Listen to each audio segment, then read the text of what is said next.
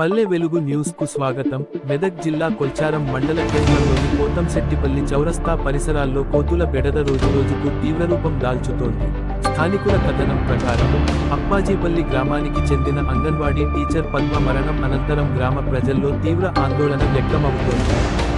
గ్రామస్తుల ఆరోపణల ప్రకారం కోతుల బెడదపై ఎన్నిసార్లు ఫిర్యాదులు చేసినా సంబంధిత అధికారులు, ప్రజాప్రతినిధులు, గ్రామ పంచాయతీలు తగిన చర్యలు తీసుకోలేదని వారు ఆవేదన వ్యక్తం చేస్తున్నారు.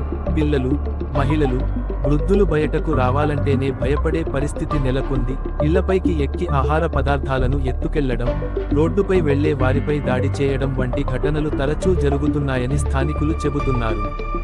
ఎన్నికల సమయంలో ప్రజలకు ఇచ్చిన హామీలు ఏమయ్యాయి? కోతుల నివారణకు శాశ్వత చర్యలు ఎందుకు తీసుకోవడం లేదు? ప్రజల ప్రాణాలకు ముప్పు ఏర్పడుతున్న అధికారులు ఎందుకు స్పందించడం లేదు అని గ్రామస్తులు ప్రశ్నిస్తున్నారు.